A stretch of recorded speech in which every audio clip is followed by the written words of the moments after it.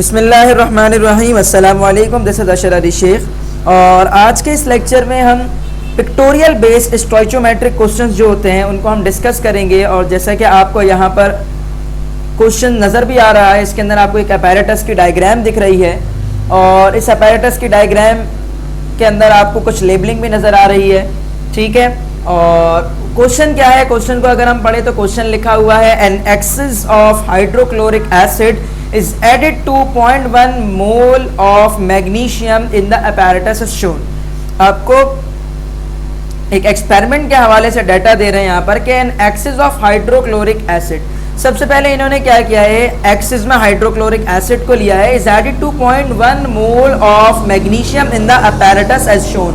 अगर हम apparatus को देखें तो हमें यहाँ पर दो चीज़ें नज़र आ रही हैं, एक सिरिंज नज़र आ रही है हमें और हमें एक जार नज़र आ रहा है, ठीक है। उस जार के अंदर अगर हम देखें तो मजीद दो जगह लेबलिंग है। पहली लेबलिंग आपको नजर आ रही है डाइल्यूट हाइड्रोक्लोरिक एसिड की और दूसरी जो लेबलिंग है वो है मैग्नीशियम की, जो बिल्कुल बॉटम पर आपको नजर आ रही है। तो जो डाइल्यूट हाइड्रोक्लोरिक एसिड था, इट मींस के ये वो जार है जिस जगह पर एक्सिस में डाइल्यूट हाइड्रोक्लोरिक एसिड लिया गया है और उसके अंदर 0.10 मोल जो है वो मैग्नीशियम सॉलिड जो है वो डिप किया गया, ठीक है।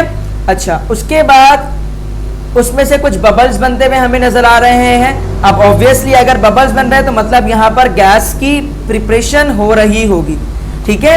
उसके बाद इन्होंने जार को क्लोज कर दिया, लेकिन एक ट्यूब को ओपन किया और उस ट्यूब को इन्होंने कनेक्ट कर दिया सिरिंज से, जो कि आप देख सकते हैं। और सिरिंज के अंदर जो वॉल्यूम की मेजरमेंट है वो अप्रोक्सीमेटली कितनी मेजरमेंट वो कर सकता है, 100 cm³ मेजरमेंट कर सकता है।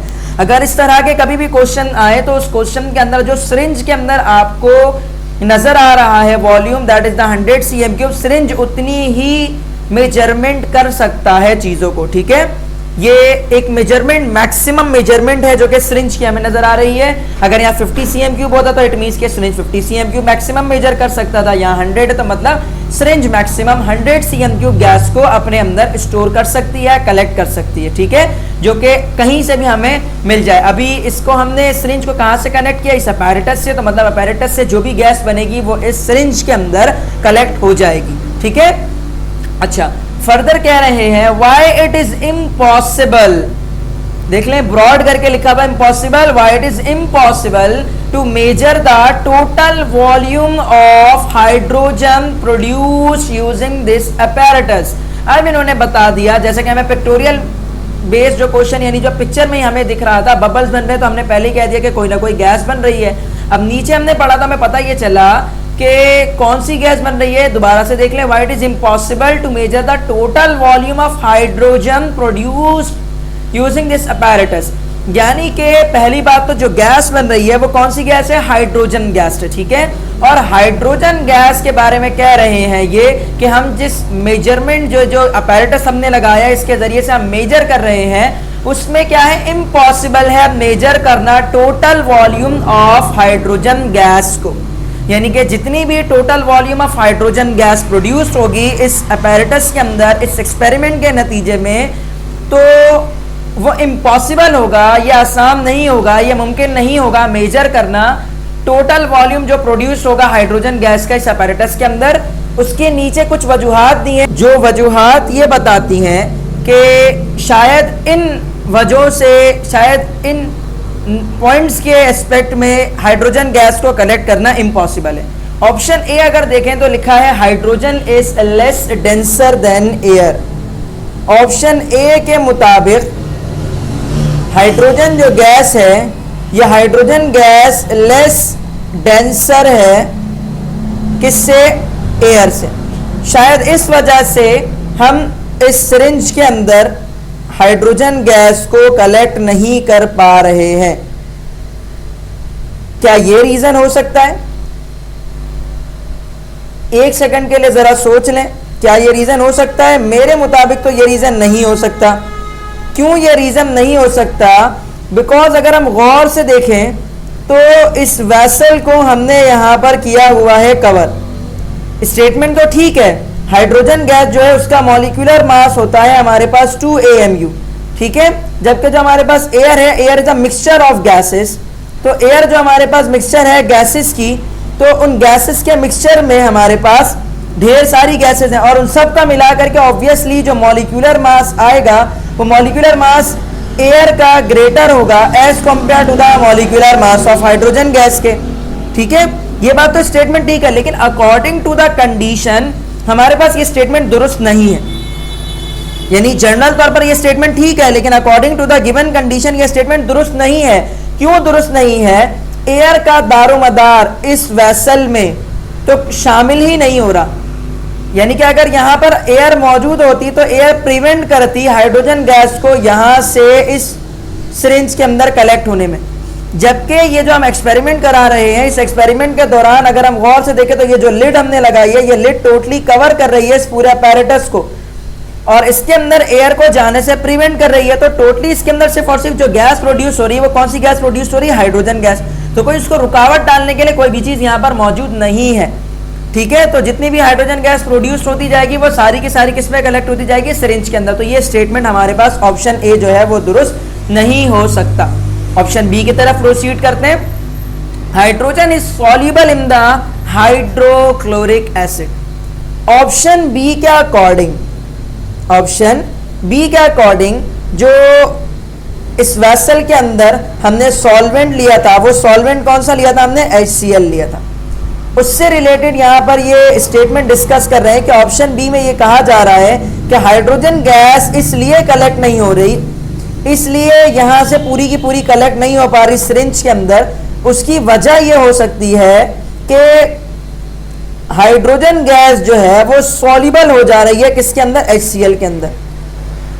ठीक है, अभी मैं इस हाइड्रोजन गैस को छोड़कर अगर मैं एक जनरल बात करूं किसी भी एक आम गैस की, तो अगर कोई भी गैस, यानी कि मैं यहाँ हाइड्रोजन गैस की बात नहीं कर रहा, किसी भी एक नॉर्मल सी गैस की मैं बात कर रहा हूँ कि हाइड्रोजन कोई भी अगर गैस हो, वो अगर वो गैस हमारे पास सॉल्वेंट में मिक्स हो जा रहा है, सॉल्वेंट में सॉल्युबल हो जा रही है प्रिपेयर होने के बाद, यानी फॉर्म होने के बाद वो सॉल्वेंट में ही मिक्स हो जा रही है, सॉल्वेंट में रह जा रही, तो ऑब्वियसली वो वहां सॉल्वेंट से निकलकर बाहर जाएगी भी नहीं। जब सॉल्वेंट से निकलकर बाहर जाएगी नहीं गैस, तो ऑब्वियसली कलेक्शन हमारे पास पॉसिबल नहीं हो सकती। ठीक है, यानी कि हमारे पास गैस की कलेक्शन मुमकिन नहीं होगी, गैस कलेक्ट नहीं होगी। लेकिन अभी हम यहां पर जो कंडीशन देख रहे हैं वो कंडीशन है हमारे पास HCl सॉल्वेंट और उसके साथ हाइड्रोजन गैस की, जो कि हम जानते हैं कि दोनों आपस में इनसॉल्युबल हैं, दोनों एक साथ नहीं रह सकते। हाइड्रोजन गैस हर हाल में HCl से निकलकर बाहर चली जाएगी। तो जब HCl में सॉल्युबल ही नहीं हो रही तो पूरी की पूरी निकल के बाहर चली जा रही है। तो ये जो स्टेटमेंट है कि शायद इस वजह से कलेक्शन नहीं हो पा रही पूरी की पूरी सिरिंज के अंदर हमारे पास कलेक्शन, जो टोटल वॉल्यूम प्रोड्यूस हो रहा है हाइड्रोजन गैस का, वो इसलिए नहीं कलेक्ट हो पा रहा कि hydrogen gas is soluble in the hydrochloric acid, जो कि ये मुमकिन नहीं है। ठीक है, अच्छा अब चलते हैं अपने ऑप्शन नंबर सी की तरफ। ऑप्शन नंबर सी क्या है हमारे पास? ऑप्शन सी है there is air in the tube. अभी हमने कहा कि हमारे पास ये जो अपैरेटस है, ये अपैरेटस टोटली जो है हमारे पास पहली बात तो कवर है, क्लोज है जिसको हम कह सकते हैं। ठीक है, तो ड्यूरिंग द प्रोसेस किसी भी किस्म की कोई भी गैस इस एयर में, ट्यूब में, यानी कोई भी जरा सी भी एयर जो है वो ट्यूब के अंदर पहुंच नहीं सकती, जा नहीं सकती। क्यों? बिकॉज हर जगह से हमने कंटेनर को क्लोज रखा है। अब कुछ लोग ये भी कह सकते हैं कि सर बिफोर द एक्सपेरिमेंट कुछ एयर रह गई होगी। तो हम जब भी कोई भी एक एक्सपेरिमेंट को प्रोसीड करते हैं तो अगर कोई एक ऐसा हमारे पास अपैरेटस है जिसको वॉश करने की जरूरत हो तो उसे हम वॉश करते हैं। किसी में अगर हमें गैस वगैरह कलेक्ट करनी होती तो हम टोटली उसको पहले एम्प्टी करते हैं। जो एक असल एक्सपेरिमेंट कहीं पर किया जाता है, लेबोरेटरीज के अंदर कोई एक्सपेरिमेंट किया जाता है, तो उसके अंदर इन चीजों का ख्याल रखा जाता है। तो पहले से एयर के मौजूद होने का कोई दारोमदार नहीं हो सकता। तो there is air in the tube, ये ऑप्शन भी हमारे पास ऑप्शन सी जो है वो गलत होगा। ऑप्शन डी की तरफ चलते हैं। वैसे तो समझ आ गया ऑप्शन ए भी गलत है, बी भी गलत है, सी भी गलत है, तो डी ही सही होगा। लेकिन है क्या डी, पहले ये देखें। अच्छा, एक मजे की बात, ऑप्शन डी देखने में तो पिक्टोरियल बेस्ड क्वेश्चन का आपके पास वर्डिंग में आंसर है, लेकिन इस वर्डिंग के आंसर को हमें मैथमेटिकली प्रूव करेंगे हम, देन फिर हमारे पास आंसर आएगा। और कैसे ऑप्शन डी सही है हमें यह पता चलेगा। चले मैं ऑप्शन डी को देखते हैं। ऑप्शन डी अगर बेटा देखिए लेफ्ट साइड पर जो आपके पास क्वेश्चन नजर आ रहा है, the volume of hydrogen form is greater than 100 cm cube. जो वॉल्यूम प्रोड्यूस्ड हो रहा है हाइड्रोजन गैस का, ये ज्यादा है किससे? 100 cm क्यूब से। अब अकल एक बात को तसव्वुर करती है कि अगर मेरे पास 30 cm क्यूब गैस प्रोड्यूस हो रही है तो उसको मैं 100 cm क्यूब के जार में कलेक्ट कर सकता हूं। इवन अगर 100 cm क्यूब भी प्रोड्यूस हो रहा है तो चलो हम उसे प्रेशर लगाकर पूरे का पूरा टोटली इसके अंदर हम कवर कर सकते हैं। 100 cm क्यूब 100 cm क्यूब में फुलफिल कर सकते हैं। लेकिन अगर मेरे पास गैस की अमाउंट 100 से ज्यादा प्रोड्यूस होगी, यानी कि जिस कंटेनर में उसे कलेक्ट करना चाह रहा हूं उस कंटेनर के मुताबिक अगर गैस जो होगी वो ज्यादा प्रोड्यूस हो जाएगी, अगर मेरे पास यानी कि इस कंटेनर का जितना वॉल्यूम है उस वॉल्यूम से अगर ज्यादा गैस मेरे पास प्रोड्यूस हो जाएगी तो 100% ये बात मुमकिन है, 101% इस बात में कोई शक नहीं है कि जितनी भी गैस प्रोड्यूस होगी वो सारी की सारी इसके अंदर कलेक्ट नहीं हो सकती। एक बात तो ये सही है। अब ये कैसे जाने कि आइदर जो गैस प्रोड्यूस हो रही है वो 100 cm क्यूब से कम प्रोड्यूस हो रही है, ज्यादा प्रोड्यूस हो रही है, वो कम कैसे पता लगाएंगे? क्योंकि हमारे पास ये जो स्टेटमेंट है ये तो मैथमेटिकल बेस्ड है हमारे पास। इसको हमें आंसर देने के लिए हमें मैथमेटिकल बेस्ड जो है क्वेश्चन को हमें समझना पड़ेगा पहले, ठीक है। तो अगर हम स्टैंडर्ड तौर पर इसको सॉल्व करने की कोशिश करें तो याद रखिएगा, कभी भी अगर आपको इस तरह के क्वेश्चन सॉल्व करने के लिए आए तो हमेशा हमेशा आप उसकी इक्वेशन बनाते हैं जो दो चीजें आपस में रिएक्ट कर रही हैं। दो चीजें क्या क्या आपस में रिएक्ट कर रही हैं? As according to statement magnesium metal react कराया जा रहा है किसके साथ? HCl के साथ। कौन सी गैस प्रोड्यूस हो रही है? Hydrogen gas. हाइड्रोजन गैस का प्रोड्यूस होगी आपके पास जब आपके पास MgCl2 यानी मैग्नीशियम क्लोराइड प्रोड्यूस्ड होगा। मैग्नीशियम क्लोराइड प्रोड्यूस करने के लिए हमें 2 Cl के एटम चाहिए होंगे और एक HCl एक एटम दे सकता है, और तो 2 HCl हमारे पास 2 Cl देंगे और 2 हाइड्रोजन हमारे पास यहाँ से लिबरेट होकर के हमारे पास क्या बन जाएगा? H2 गैस बन जाएगी। अब अकॉर्डिंग टू स्टैंडर्ड हम देखें यहाँ पर इक्वेशन जो हमारे पास स्टैंडर्ड है वो क्या है? 1 मोल मैग्नीशियम अगर हम लेते हैं, ठीक है, हम क्या लेते हैं? 1 मोल मैग्नीशियम, तो इसके हवाले से मेरे पास क्या प्रोड्यूस होगा? यहाँ पर 1 मोल हाइड्रोजन गैस प्रोड्यूस होगा। ठीक है, ये बात क्लियर हो गई।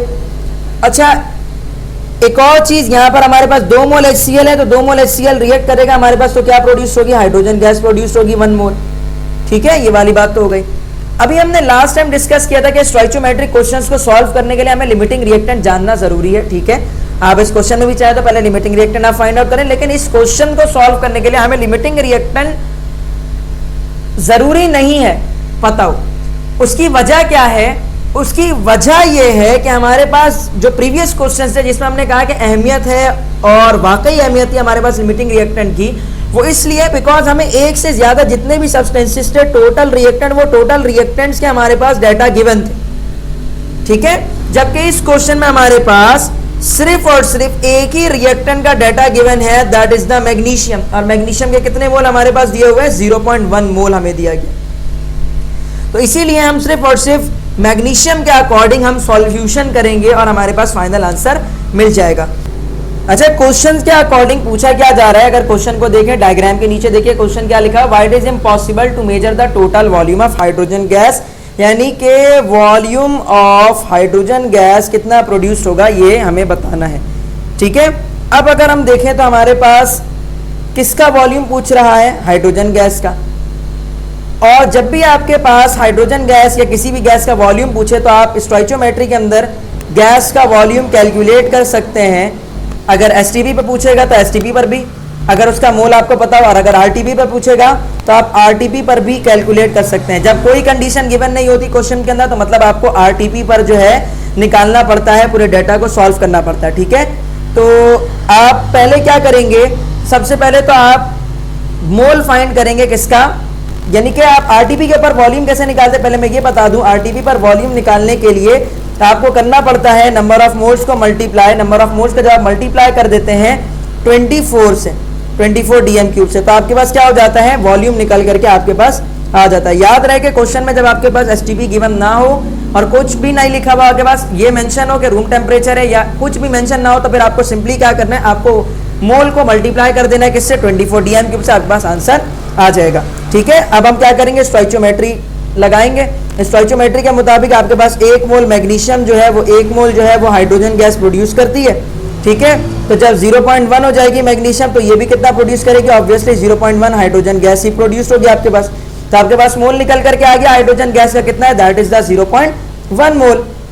अब आप क्या करेंगे, नंबर ऑफ मोल्स आपके पास निकल करके आ गया, number of mole that is about the 0.1, तो 0.1 मल्टीप्लाई बाय आप 24 DM क्यूब से आप मल्टीप्लाई कर दे तो आपके पास आंसर क्या आ जाएगा, 2.4 DM क्यूब। 2.4 DM क्यूब को अगर आप मल्टीप्लाई कर देंगे 1000 से, तो आपके पास CM क्यूब में भी आंसर आ जाएगा। ठीक है, तो जब आप CM क्यूब में मल्टीप्लाई करेंगे तो आपके पास आंसर आएगा किसमें, 2400 CM क्यूब। इट मीन्स के जो हमारे पास हाइड्रोजन गैस प्रोड्यूस हुई है, हाइड्रोजन गैस जो प्रोड्यूस होगी टोटल, ये किससे प्रोड्यूस होगी आपके पास, 0.1 मोल्स मैग्नीशियम से। किससे प्रोड्यूस होगी, 0.1 मोल मैग्नीशियम से, यानी 0.1 मोल मैग्नीशियम से टोटल जो हाइड्रोजन गैस प्रोड्यूस होगी जब वो HCl से रिएक्ट करेगा, that is about 2400 CM cube या फिर 2.4 DM क्यूब।